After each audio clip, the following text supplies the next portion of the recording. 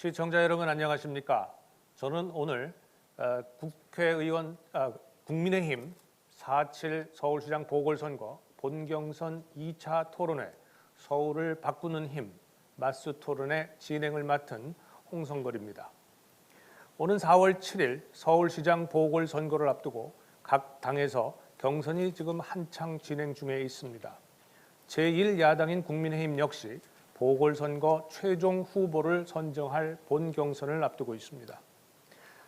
앞서 있은 예비 경선을 통과한 네 분의 후보들이 앞으로 남은 세 차례의 토론회를 통해 국민의힘 서울시장 보궐선거 최종 후보로 선정되실 텐데요.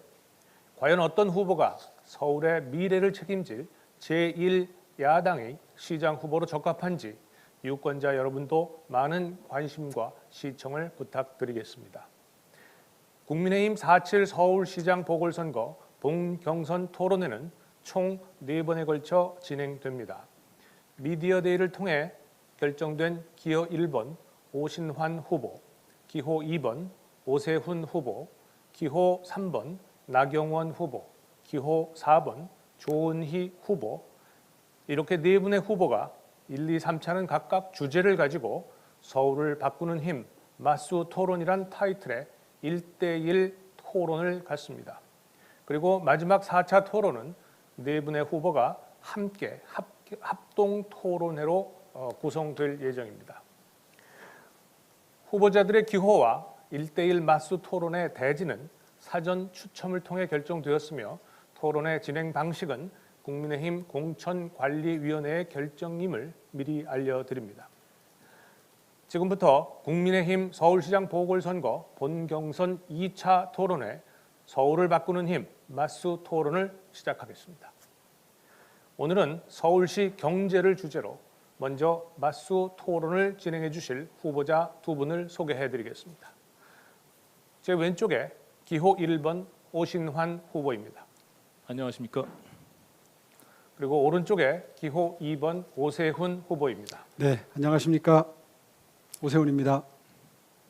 네, 오늘 토론회는 지난 1차 토론회와 마찬가지로 후보자별 비전 발표 2분, 상호 토론 16분, 그리고 마무리 발언 2분 등 총 20분의 발언 시간이 주어지겠습니다.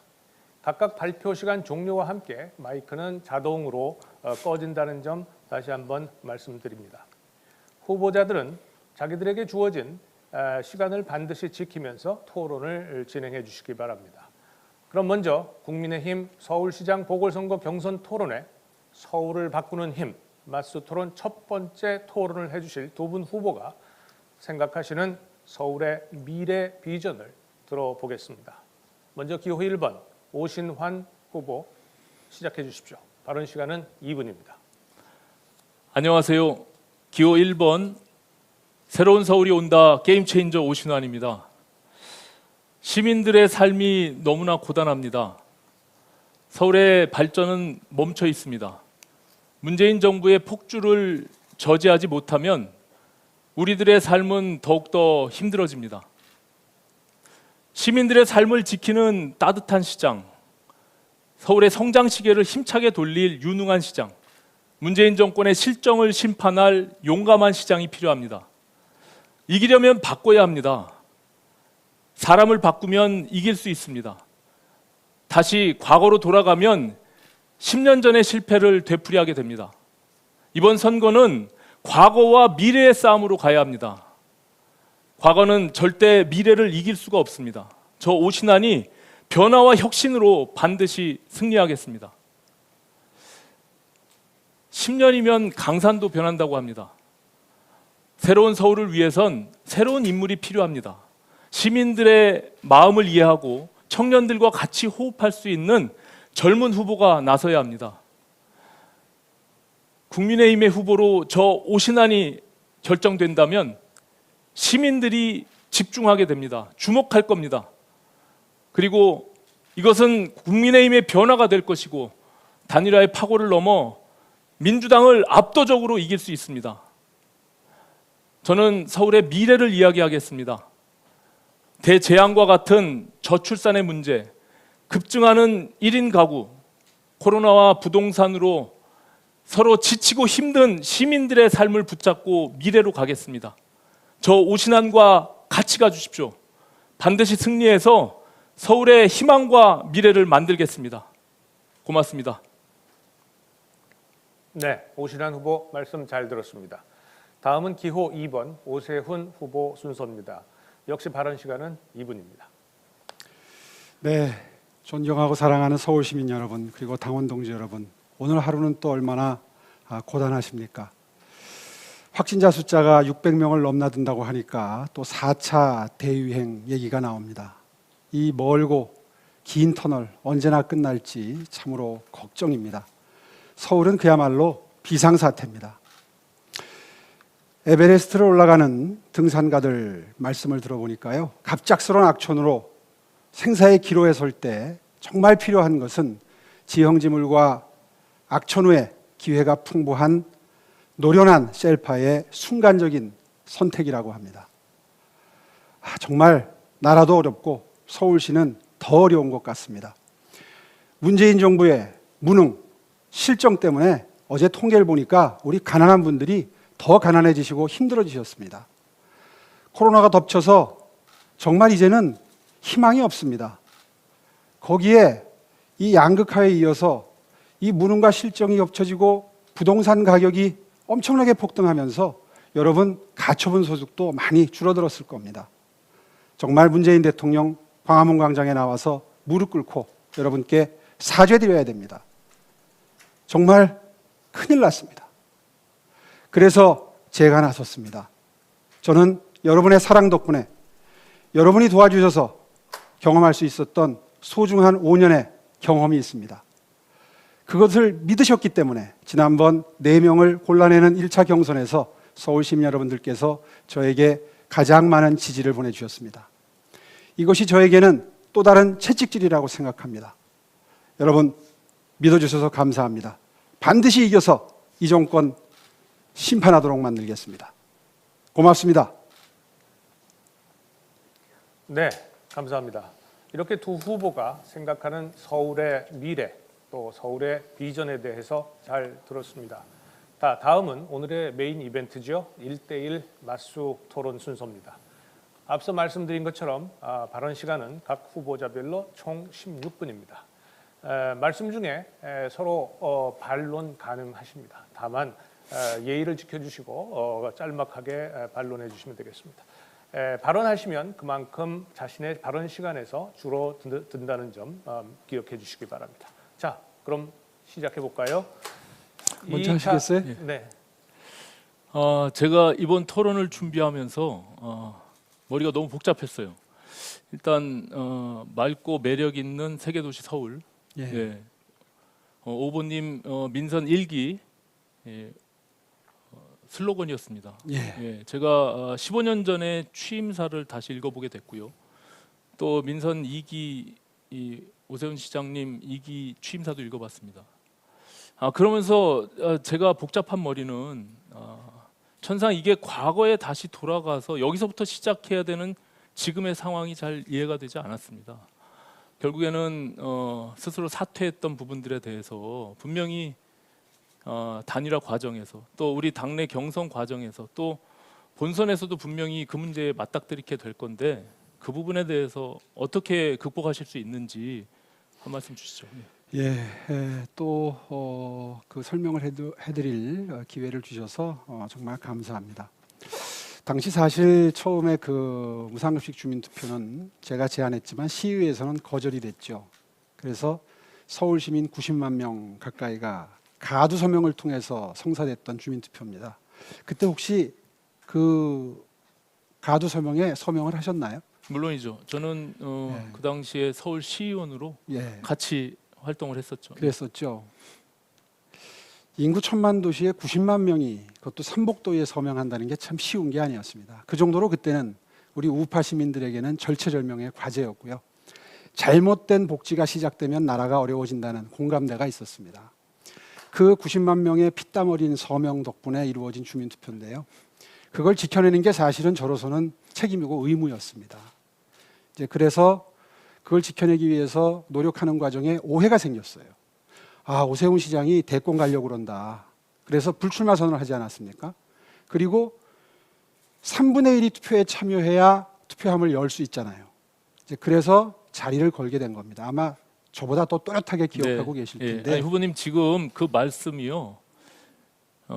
지금 다시 이제 무상급식에 대한 그 과거 이야기를 꺼내서 논쟁해야 되고 지금 코로나 팬데믹으로 서울 시민들이 미래에 대한 이야기를 해도 시간이 있을까 말까 한 지금의 귀한 상황에서 다시 무상급식 논쟁을 꺼내게 되는 그 과정이 결국엔 책임이 있다라는 생각을 갖고 있는 겁니다. 저는 그렇게 생각하지 않는 것이 어저께도 바로 제가 안심소득을 발표했는데요.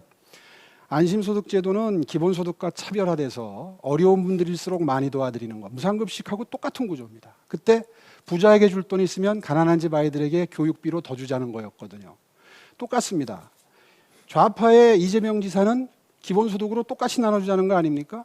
그런데 안심소득은 어려울수록 많이 드리자고 주장하는 거니까 무상급식하고 구조가 똑같아요. 아니, 무슨 말씀이냐 하면 제가 왜 그걸 자세하게 설명드리냐 물어보셨으니까 네. 답변 드리는 건데 무슨 말씀이냐 하면 그때 그걸 지켜내기 위한 고통 속의 고육책이었다는 겁니다. 그런데 그 결과 때문에 제가 여러 번 사죄도 드렸고 죄책감을 느끼고 있는 거고요. 이제 그래서 그것을 극복하기 위해서 우리 함께 힘을 합해서 정권을 찾아오자, 서울시를 찾아오자 하는데 의기투합하고 있는 거 아니겠습니까? 제가 말씀드리는 것은 그 과거의 논쟁을 지금 시대에 다시 해야 된다는 것을 지적하는 겁니다. 그것이 맞고 틀리고의 문제를 떠나서 지금 선별복지 또 보편복지를 논하기에는 지금 시대의 논쟁으로 주제는 맞지 않는다는 생각이 들고요.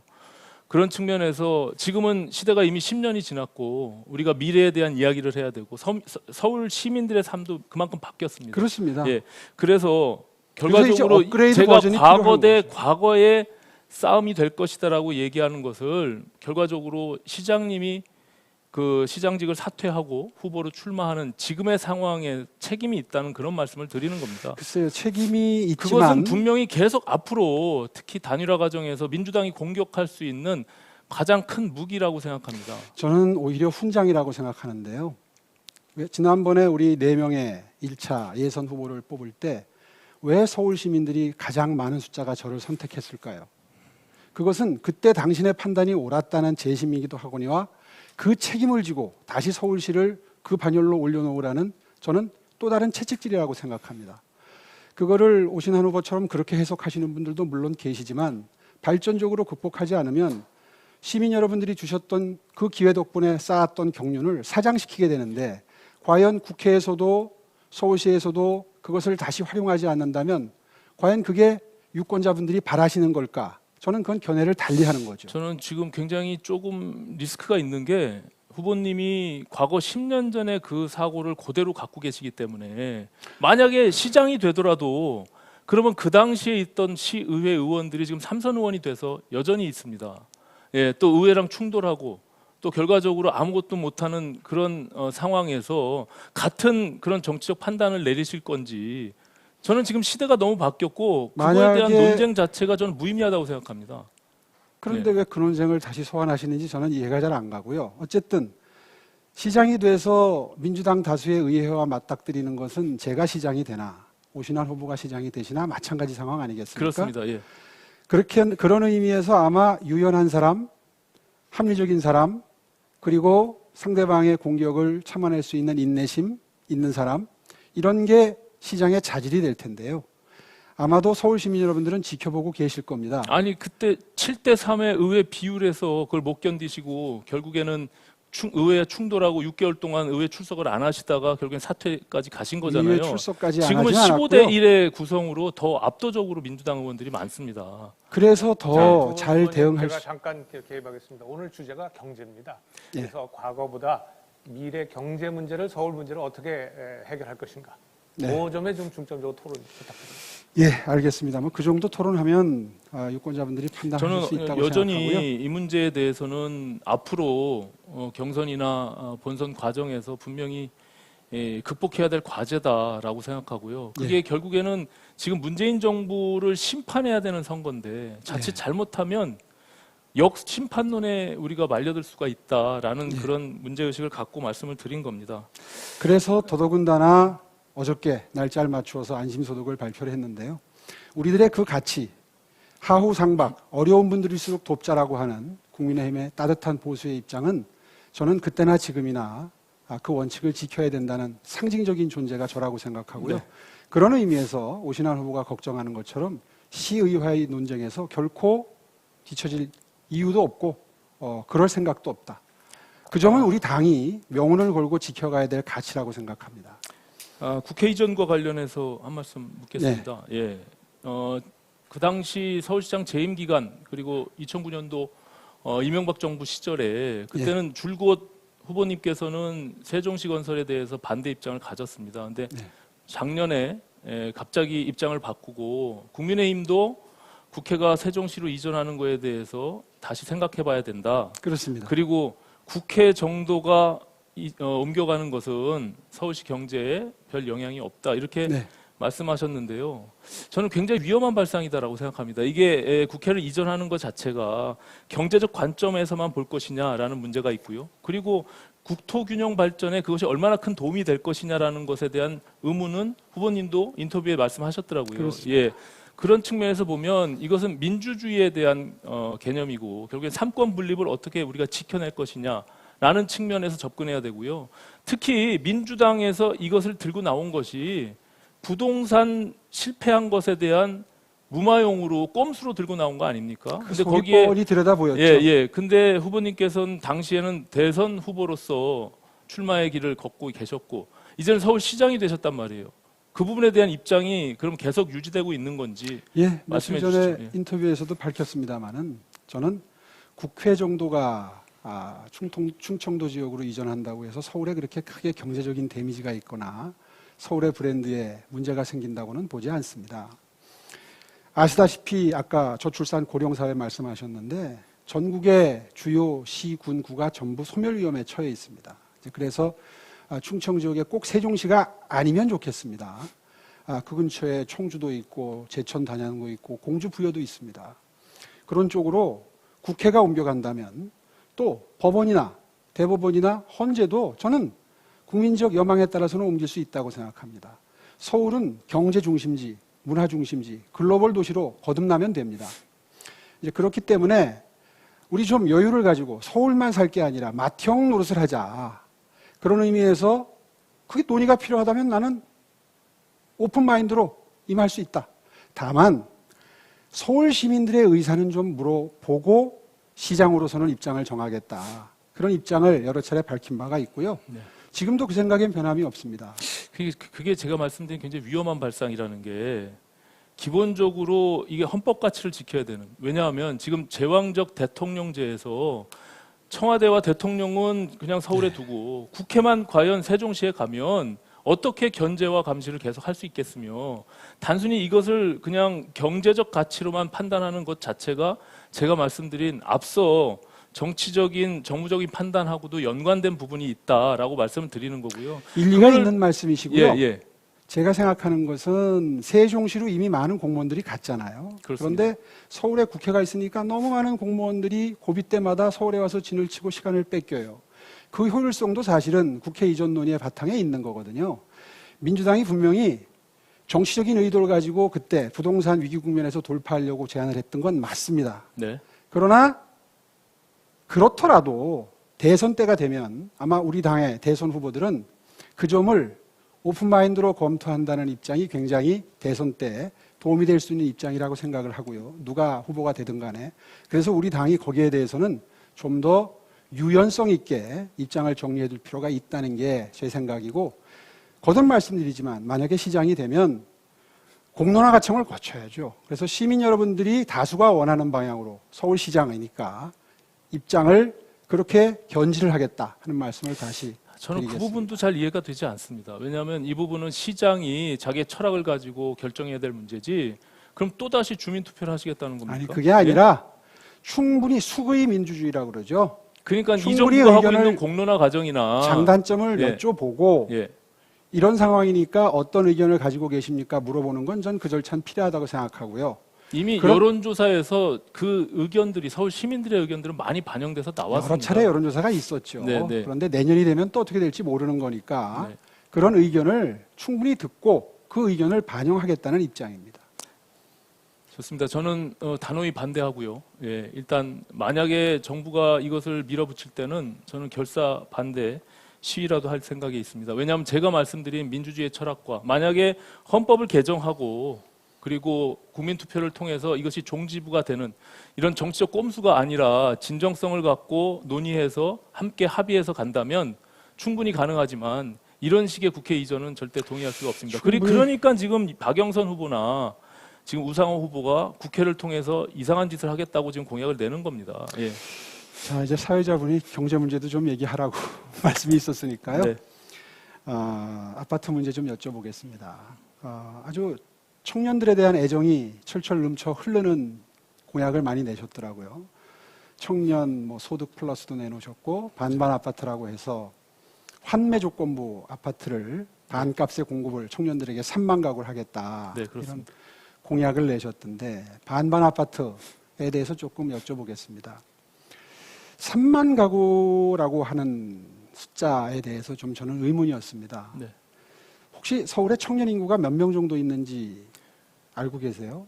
20대, 30대가 305만 정도 있습니다. 예. 예, 그러니까 뭐 각자 정의하는 구간이 다르니까 네, 인구 저는 통계 수치입니다. 어떤 통계를 봤냐면 청년 기본법에 의해서 만 19세부터 34세까지 청년 보니까 220만이 좀 그렇습니다. 넘더라고요. 220만 이. 지금 말씀하신 대로 그런 정의대로만 제가 300만 소득 되는데 플러스를 하면서 고구간을 뒀기 때문에 네. 220만 원.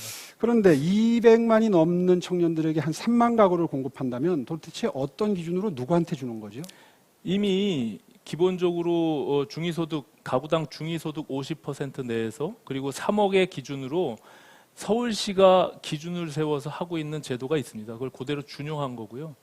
3만 가구의 의미는 기본적으로 아시다시피 이게 토지임대부와 환매조건부가 동시에 과거에 실패했던 사례들을 경험 삼아서 보완한 그런 제도입니다. 그렇기 때문에 8.4 부동산 대책을 냈을 때 그 당시에 민간 택지에다 공공이 과도하게 공급하겠다고 해서 굉장히 비판을 많이 받았는데 당시에 공공 택지를 같이 정부가 발표한 그 부지가 있습니다. 그것이 3만 3천 호고요. 예, 거기서 서부 운전면허 시험장이 빠진 3만 호를 말씀드린 겁니다. 3만 호라 그러면은 200만 청년 중에 거의 30분의 1인데 네. 과연 형평성이 유지가 될지 그리고 부자들에겐 주지 않을 거 아닙니까? 아무래도 형편이 어려운 집안의 자제분들에게 가게 될 텐데 청년들에게 그렇습니다. 가게 될 텐데 아마 기초생활수급자나 차상위 정도 되면 경제 형편이 어려워서 못 받을 거고요. 아무리 반값이라도 감당이 안 되죠, 경제적으로. 그렇다면 상대적으로 중위소득 가까이에 있는 청년들이 될 텐데 과연 그게 형평에 맞는지 한번 생각해 보실 필요가 있을 것 같고요. 또 하나는 지속 가능성입니다. 그 내신 자료를 보니까 뭐 캠프킴 부지, 또 태릉 골프장 부지, 네. LH 부지 이거 국유지거든요. 그렇습니다. 그러니까 시의원 하셔서 잘 아시지만 국유지 그냥 주지 않습니다. 네. 돈을 주고 사든지 서울시 땅을 주고 막교환을 해야 되는데 그렇게 되면 아마 부지 확보가 굉장히 힘들 거고 그렇다면 부지 확보에 들어가는 비용이 많기 때문에 아마 반값 아파트로 공급하기가 불가능에 가까울 겁니다. 예, 그것도 충분히 저희가 검토한 바고요. 충분히 검토했는데 3만 가구 지을 땅이 없는데 어디다가 그러니까 지금 그 부분과 네. 지금 재개발 재건축으로 공공기여분이 나오지 않습니까? 네. 공공기여에서 50%는 지금 지자체가 자율적으로 분양하게 지금 근데 정부가 그건 더 정책을 갖고 위험하죠. 있습니다. 왜냐하면 재건축 재개발에서 공공기여분으로 나오는 것은 지금 대부분 임대주택으로 쓰이죠. 그러니까요. 임대주택 그러면 아니에요. 잠깐 제 질문 드릴게요. 지금 정부가 공공기여분에서 나오는 것 중에 일부를 떼어내서 그걸 대부분 그 환매조건부 주택으로 분양을 한다면 정말 어려운 형편의 분들에게 돌아갈 임대주택의 그 숫자가 그만큼 줄어드는 거 아닙니까? 그렇습니다. 그러니까 임대주택을 50%를 이미 정부가 하기로 정해져 있고요. 지금 이 정부가 권고하고 있는 것이 지자체가 지분적립형으로 서울시가 하고 있습니다. 그것을 반반 아파트로 확대해 나가겠다는 거고요. 이 철학은 뭐냐 하면 기본적으로 지금 부동산 아파트의 서울시 평균 가격이 10억 원을 넘었습니다. 그렇습니다. 아무리 공급을 확대한다고 해서 무주택 서민들이나 청년들이 내 집 마련을 할 수가 없는 겁니다. 그렇습니다. 지금 알다시피 LTV를 다 지금 막아놓고 있는 상태에서 그러면은 절반 이하의 낮은 가격으로 공급을 하고 그분들이 거기에 대한 매력을 못 느끼는 게 나중에 환매할 때 그냥 은행이자 정도 쳐주면 그 당시에 시장하실 때 했던 시프트 같은 걸로 가지고 굳이 반반 아파트 갈 이유가 없단 말이죠. 그래서 시세 차익의 절반을 보장하는 그런 제도를 아이디어를 낸 거고요. 저는 장기적으로는 싱가포르식의 토지 임대부 방식을 점점 확대해서 지금 공공 임대와 그리고 민간 분양의 사이에 주거 사다리를 놓는 제가 말씀드린 반반 아파트 같은 공공 분양이 확대돼야 된다 이런 생각을 갖고 있는 겁니다. 지금 말씀 그래서- 잘 하셨는데요. 예. 싱가포르 사례를 제가 좀 들여다봤습니다. 네. 저도 사실은 한 석 달 전에는 토지 임대부 또 환매 조건부 아파트를 주장을 했는데 그건요. 사실은 이 정부가 추진하는 신도시 사업, 네. 서울 시내가 아닌 땅을 수용을 해서 할 수 있는 신도시 사업에는 적합한 형태입니다. 그런데 서울 시내에는 유휴부지가 없기 때문에 굉장한 토지비가 들어가서 반값으로 공급하는 게 일단 지속 가능하지 않고요. 제가 보기에는. 더군다나 지금 크게 오해하고 계시는 게 싱가포르 제도는요.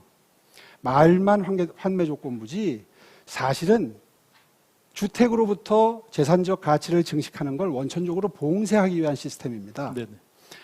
5년 동안 의무 거주 기간이 있고요. 네. 5년 내에 집을 팔려면 정부가 사주는데 이익을 주려고 사주는 게 아니라 벌칙입니다. 이익을 얻지 못하게 하는 방법이에요. 5년이 지나면 시장에 내놓고 팔 수 있는데 팔아서 얻는 수익의 25%까지를 환수를 합니다. 철저한 투기 방지책이에요. 그러니까 제도의 취지가 오신환 후보가 말하는 것과 완전히 정반대입니다. 충분히 알고 있고요. 예. 예, 그 싱가포르 방식의 근데 모든 싱가포르 사례를 상황들을 예를 들어서 자꾸 설명하시니까 마치 싱가포르에서 이렇게 청년들을 위한 정책을 하고 있는 것처럼 착시 효과가 저는 생기기 그 때문에 부분을 말씀드린 게 아니라 기본적으로 토지를 국공유지를 가지고 보유하고 있으면서 낮은 가격으로 공급을 하고 그 속에서 자유롭게 자산 축적을 통한 주거 사다리의 역할을 하는 그 포인트를 제가 본 것이고요. 오신환 후보의 왜냐하면 청년에 대한 애정, 넘치는 애정은 저는 정말 많이 동의합니다. 이제 그런데 공급의 물량을 말씀하시는데 그거는 충분히 제가 말씀드린 대로 지금 지분 적립형이라고 하는 제도를 반반 아파트 제도로 제가 바꾸겠다는 겁니다. 그건 시장으로서의 철학을 가지고 앞으로 계속적으로 이 공공의 영역들을 조금 높여가지 않으면 지금 현재 93%가 민간주택 시장이고 한 7% 정도 하고 있습니다. 그러니까 이 정부가 그렇게 공공을 떠들면서도 6%, 7% 하고 있는 게 전부입니다. 그러니까 지금 박영선 후보가 공공 분양 30만 원 한다는 게 정말 터무니없는 말도 안 되는 공약을 내고 있는 것인데 어쨌든 저는 이게 OECD 평균의 한 10%에서 15%까지는 가야 된다. 저는 그런 말씀을 드리기 위해서 지금 말씀드린 오신환 거고. 후보의 그 취지는 저는 100%, 120% 동의하고요. 다만 그 뜻이 잘못됐다는 게 아니라 지속 가능한 정책이라야 하는데 3만 가구 정도 공급하고 나면 아마 땅이 더 이상 없을 거고요. 재개발 재건축의 공공기업은의 지분 그러면 적립형을 더 제가 어려운 하겠다고 분들에게 말씀드렸잖아요. 가야지 될 임대 아파트가 양이 대폭 줄면서 임대 아파트는 50%를 하죠. 하여튼 그 부분은 다시 계속 논점이 반복되니까 그럼 지금 지속 그래 가능형이라는 말씀을 하셔서 제가 좀 말씀을 말씀드리는데 드리겠습니다. 그러니까 정리를 좀 하면요. 네. 제가 우려하는 건 이겁니다. 첫째, 200만 청년 중에 불과 3만 가구 공급이니까 정말 이거는 로또에 가까운 집 하나 가져가면 몇 억을 얻을 수 있거든요. 네. 그러니까 로또에 가까운 이익을 극히 일부에게 드리는 문제가 있다. 형평성. 그다음에 땅이 서울시 땅이 없기 때문에 억지로 그 물량을 쥐어 짜다 보면 아마 지속 가능하지 않을 것이다. 그건 세 생각이 번째, 좀 양도 차익 중에 절반을 보장을 하다 보면 서울시가 그만큼 버거워질 것이다. 재정적으로. 그렇지 않습니다. 그래서 예. 지속 가능성에 문제가 있으니 다시 한번 설계를 자세히 들여다보시라. 아니요, 하는 그건 말씀입니다. 인식의 차이고요. 말씀하신 대로 그것이 50% 절반까지 보장하기 때문에 그 다음에 들어오는 사람이 전체에서 50%를 부담하고 들어오기 때문에 얼마든지 가능하고요. 물량에 대한 문제는 아까 말씀드린 대로 공공 임대는 임대대로 확대해 나갈 수 있는 방법들을 찾아 나가고요. 기본적으로 공공에 대한 영역을 넓혀야 된다고 말씀드렸잖아요. 그럼 언제까지 청년이나 무주택 서민들이 임대에서 월세집에서 평생 살라는 말입니까? 그러니까 그것을 기본적으로 주거 사다리를 놓는 그 컨셉에서 이걸 확대해 나가는 쪽으로 가는 것이 맞다라고 생각하고요. 그래서 제가 저는 이 부분이 너무 오래 가면 시간이 너무 짧으니까 그만합시다. 예. 네. 그 말씀 제가 다른 부분들을 말씀드릴게요. 지금 지속 가능하다고 하는 부분들이 있는데 2011년도에 시장직을 그만두고 박원순 시장이 들어와서 그 이전에 5년 동안의 시정들을 일체 무시하고 중단하고 컨셉을 바꿔서 모든 사업들을 중단시키지 않았습니까? 네. 예, 그 박원순 시정 10년에 대한 평가를 좀 어떻게 하십니까? 뭐 철학이 물론 다르긴 하겠지만, 예. 네. 이제 한 5분 정도 남았는데 뭐 그걸 다 평가하기에는 쉽지 않은 짧은 시간이지만 저는 이런 생각을 합니다. 전임 시장의 업적을 전부 뒤집기 위해서 몹시 무리하는 모습을 지켜본 제 심정이 정말 피눈물이 났었는데요. 저는 취임을 하면 정말 고칠 것들은 고치지만 서울 시민을 위한 가치가 있는 것들은 그대로 보존하고 계속해서 확대 발전시켜 나가는 게 필요하다고 생각을 합니다. 네. 실제로 주택 정책 같은 건 정말 방향을 잘못 잡았기 때문에 바로잡을 필요가 있습니다. 그런데 이른바 복지 행정을 하면서 여러 가지 시도를 한 것은 거의 다 그대로 시행을 할 생각이고요. 다만 이른바 좌파 생태계를 조성하기 위해서 시민은 없고 시민단체만 있는 부분, 서울시에 많은 시민단체 인사들을 들어오게 했다거나 아니면은 동네의 시민단체들을 수십조씩 풀어서, 수십억씩 풀어서 그분들의 생계에 정말 도움을 주려고 하는 목적처럼 보이는 그런 사업들이 많아요. 그런 사업들은 서울 시민들을 위해서 과감히 정리해야 되겠다. 네. 특히나 이 도시 재생 사업의 경우에는 투자 대비 효율성이 매우 낮기 때문에 전문가들과 함께 협의를 해서 우리가 지금 논의하는 이런 주택 정책으로 바꿔나가는 것이 필요하다. 네. 뭐 이렇게 요약해서 말씀드릴 수 있겠습니다. 후보님 엊그제 그 서울 3대 축 경제공약 발표하셨잖아요. 그렇습니다. 예. 지금 박원순 시장이 한 7년 동안 다 쓰러져가는 담벼락에 지금 말씀하신 대로 벽화 그리면서 서울의 비전을 찾았는데 그래도 3선이 되고 나서 창업도시 비전들을 가지고 네. 계획했던 게 있습니다. 있습니다. 예, 그거 알고 계시죠? 사실은 그게 그 시작이 제 임기 때 시작됐던 네. 걸 바탕으로 한 겁니다. 이게 6대 신산업 지역을 선정해서 6개 지역으로 지금 바이오나 뭐 AR, VR 뭐 다 하고 있는데 그게 이제 글로벌 탑5 창업도시 계획 프로젝트인데 네. 엊그저께 시장님 이제 후보님이 내신 그 경제 공약하고 다소 충돌되는 부분들이 있습니다. 네. 왜 방향성은 충분히 저도 네. 제가 낸 공약하고 같기 때문에 창업도시를 만들자는 데 방향에 다를 건 없죠. 근데 이미 이 사업이 2018년부터 22년도까지 1조 9천억 원에 대한 예산이 들어가서 네. 상당한 많이 예산들이 들어가 있습니다. 근데 지금 3대 축을 말씀하시면서 바이오 같은 경우는 강서 금천으로 옮기고 예, 그리고 마포의 핀테크 사업이 지금 진행되고 있는데 그걸 VR, AR로 바꾸고 뭐 이런 것들을 뒤죽박죽 해놓으셨어요. 3대 축에다가. 그래서 기존에 있는 박원순 지금 서울시가 하고 있는 행정을 꼼꼼히 보셨을 텐데 일부러 그것을 축을 다 흔들기 위해서 하신 건지 아니면 네. 그걸 아예 보지 못하고 지금 새로운 컨셉으로 만들어내신 건지 네. 이 부분에 대해서 한 말씀 해주죠. 그 점이 오해가 있으셨군요. 서울시가 특정 지점에 예를 들면 뭐 양재, 서초 쪽에 AI를 꼭 한다. 네. 홍릉 쪽에 바이오테크를 한다. 이렇게 설정한다고 해서 꼭 거기서 해야 된다는 법은 없죠. 네. 무슨 말씀인가 하면 그게 어디에 있는지 정도는 저도 잘 알죠. 모르고 냈겠습니까? 공약 네. 준비하는데.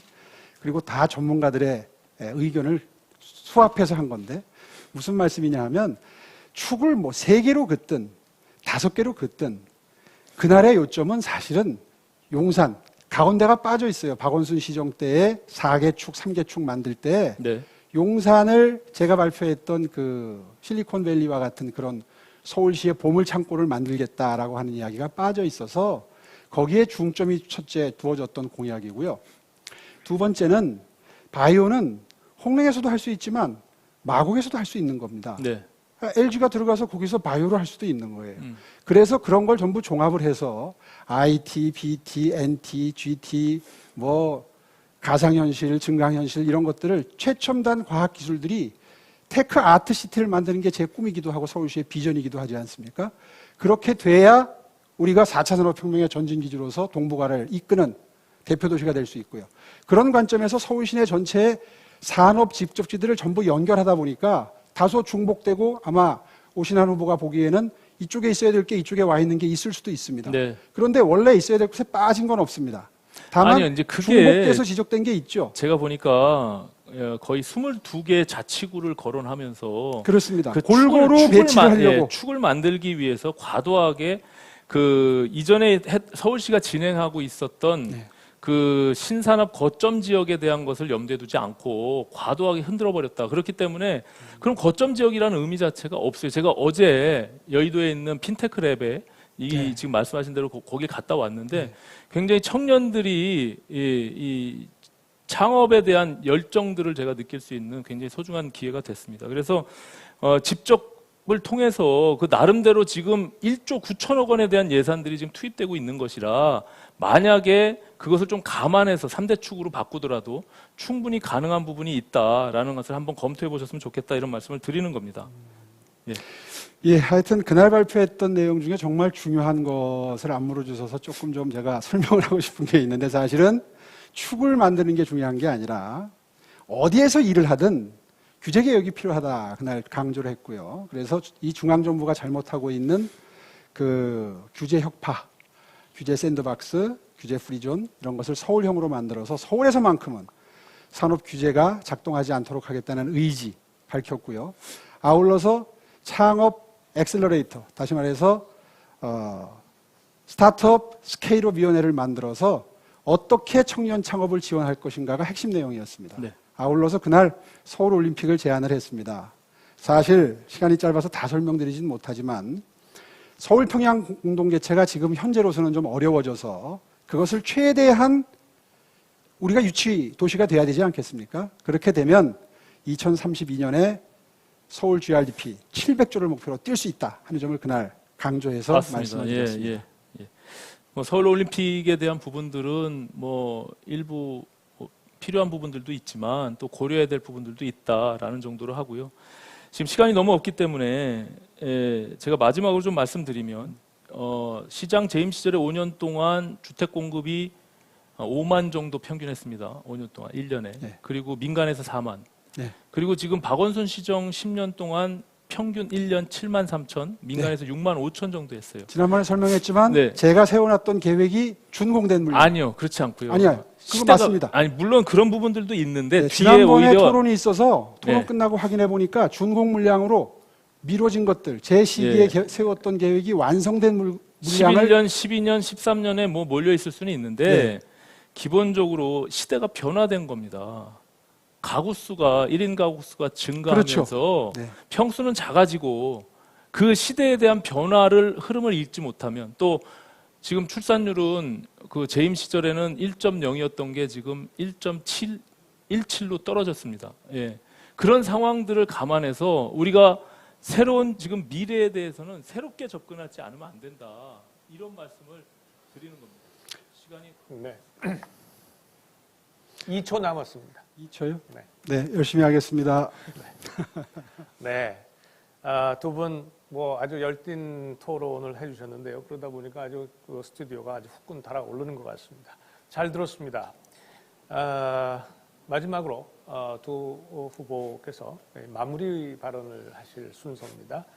마무리 발언은 순서를 바꿔서 기호 2번 오세훈 후보부터 진행을 해 주시겠습니다. 발언 시간은 2분입니다. 예, 오늘 토론 흥미진진하게 보셨습니까? 정말 우리 당의 믿음직한 차세대 리더 오신환 후보의 진 면목을 볼 수 있어서 참 좋았고요. 저 오늘 토론하면서 많이 배웠습니다. 많은 도움이 됐습니다. 고맙습니다. 많이 부족한 사람, 정말 못난 사람이 여러분의 큰 사랑을 받고도 그 사랑에 보답드리지 못하고 실수를 해서 잘못을 해서 오랜 기간 동안 호된 질책의 기간을 보냈습니다. 저 오세훈 얘기입니다. 죄송합니다. 그리고 그럼에도 불구하고 신뢰를 해주셔서 감사드립니다. 사실 여러분의 그 긴 꾸지람의 기간, 질책의 기간이 저에게는 보약과도 같았습니다. 더 단단해졌습니다. 이제 그 단단함으로 승부하겠습니다. 그리고 제가 스스로 설정한 자책의 시간이 있었습니다. 10년 세월 중에 1년을 통째로 떼내서 개발도상국에 자원봉사를 다녀왔습니다. 아프리카 루안다, 중남미의 페루에서 가족과 함께 가지 않았기 때문에 삼시세끼 밥을 지어 먹으면서 먼 대한민국을 보면서 무척 외로웠습니다. 그 외로움의 시간, 멀리서 보니까 더 피부로 느껴지고요. 낮은 데서 보니까 더 절절히 와닿았습니다. 오늘날의 위대한 대한민국은 바로 국민 여러분들의 피와 땀의 결정체입니다. 이 피와 땀의 결정체를 망가뜨리려는 세력이 있습니다. 용납하지 않겠습니다. 용서하지 않겠습니다. 제가 꼭 당선돼서 유능함으로 우리 우파의 필요성을 국민께 각인시키고 정권을 되찾아오는 디딤돌, 초석이 되겠습니다. 지켜봐 주십시오. 호소드립니다. 국민 여러분. 감사합니다. 네, 감사합니다. 자, 다음은 기호 1번 오신환 후보 마무리 발언 부탁합니다. 시민 여러분, 오늘 토론 어떻게 보셨습니까? 서울시의 사업체의 80%가 자영업 소상공인입니다. 지금 서울은 대기업이 아닌 자영업자들이 먹여 살리고 있습니다. 도소매와 음식 숙박업의 총 생산이 지금 정보통신업을 능가하는 압도하고 있습니다. 저는 우리 대한민국이 그리고 서울이 어디로 가야 되는지는 창업도시 비전을 가지고 가야 된다고 생각합니다. 제가 생각하는 경제정책의 방향 두 가지가 있습니다. 일단 첫 번째는 말씀드린 창업도시 비전을 통해 서울시의 경제 활력을 극도로 끌어올려야 됩니다. 그래서 서울시에 많은 일자리가 넘쳐나고 그 속에서 자영업 소상공인들이 장사가 잘 되게 하는 방법이 그 첫 번째입니다. 둘째로는 지금 이 순간에도 숨이 넘어갈 듯한 그런 분들에게는 산소호흡기를 꼽아야 합니다. 사회 안전망이 필요한 때가 바로 지금입니다. 그래서 저는 이번 선거에서 가장 먼저 자영업 소상공인들을 위한 피해 업종에 대한 손실보상제도를 공약했습니다. 또 일자리를 잃고 실업급여가 끊겨서 생계를 못 이어가는 청년들에게 기초생계비를 지급하는 청년소득 플러스를 발표했습니다. 이제 시민 여러분들이 결단해 주십시오. 제가 추구하는 개혁보수는 따뜻한 보수, 유능한 보수입니다. 과거로 가면 세상을 바꿀 수가 없습니다. 시민 여러분들께서 오신환으로 결단해 주시면 지금 당장 서울시가 바뀝니다. 그리고 여러분들의 삶이 편안해집니다. 저와 함께 미래로 가주십시오. 서울의 선택은 오신환입니다. 고맙습니다.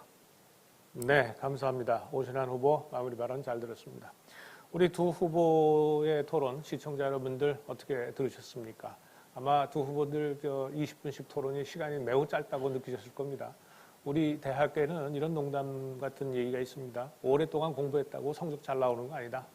짧은 시간에 집중적으로 공부하면 훨씬 더 성적 잘 나옵니다. 두 분의 앞으로 토론 더욱더 기대해 보고요. 자, 제1야당인 국민의힘 경선 토론, 서울을 바꾸는 힘, 마스 토론 제1부 여기서 마치고 잠시 후 2부에서 다른 두 분의 후보를 모시고 계속 이어가겠습니다. 고맙습니다.